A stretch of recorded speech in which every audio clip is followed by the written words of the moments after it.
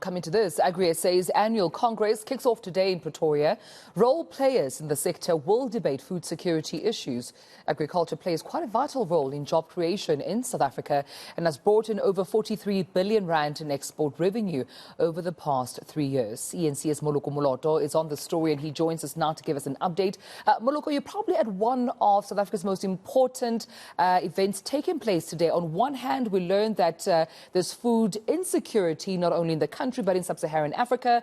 On the other hand, we understand there's also food wastage, which is a problem equally so in the country. But what are some of the key areas that this particular conference will be discussing today? Good morning, Tumelo. Yes, indeed, this is a two-day meeting of Agri-South Africa. It is a federation of all the role players in the agricultural sector across the country.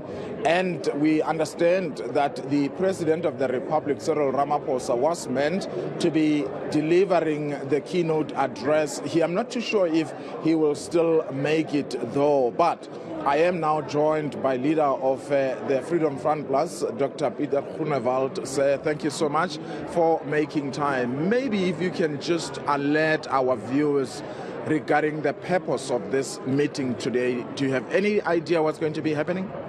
Well, firstly, if you look at the program, it is essential that there is discussions amongst the farming community, and specifically in this case it's Agri-South African, and they want to deal with certain problems related to agriculture in South Africa. So it's very important that the delegates come to such conferences where they can share ideas to see how they can improve the production of food in South Africa.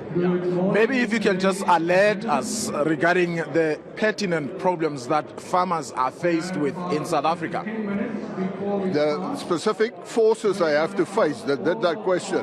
Correct. Right. No. Well, there are many threats when it comes to agriculture. The first, if we look, for instance, at nature, you don't have control over nature. I mean, it's drought or it's floods. They have to deal with that.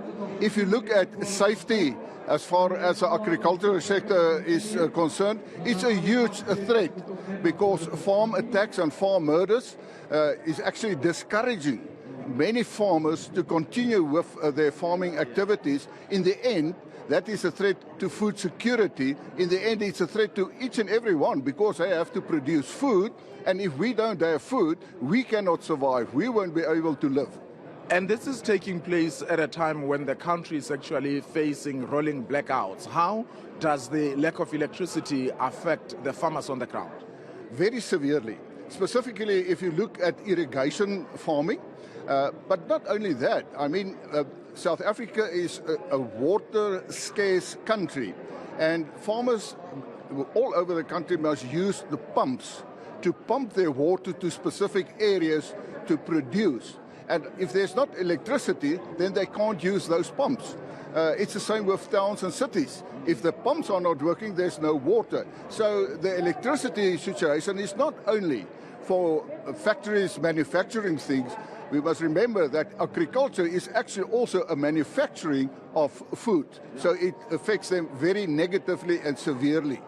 Let's talk quickly then about the ongoing strike at Transnet. Most of your produce are delivered also using freight rail. How has that impacted you? Everything is negative for the agriculture sector. I mean, you're talking about the strike. They cannot export their products. We're not even talking about the potholes and the conditions of our roads to our harbors.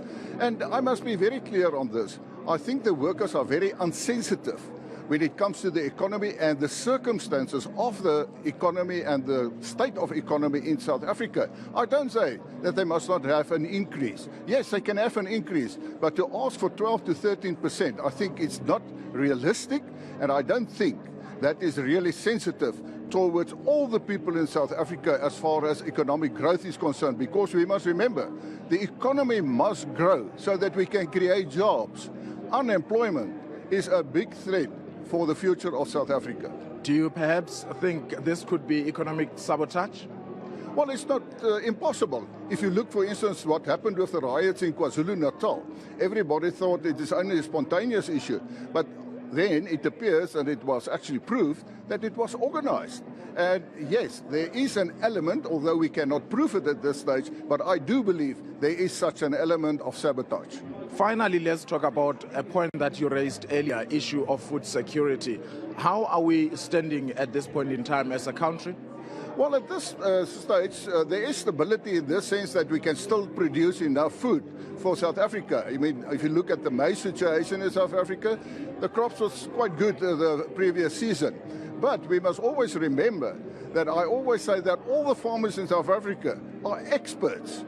They produce, in terms of, in comparison with the world, it means that they really have endurance, they have the knowledge, they're actually all scientists.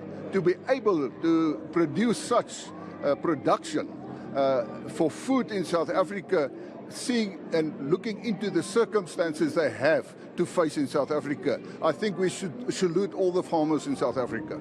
All right, thank you so much, Dr. Peter Groenewald, leader of the Freedom Front Plus. Back to you, Tim.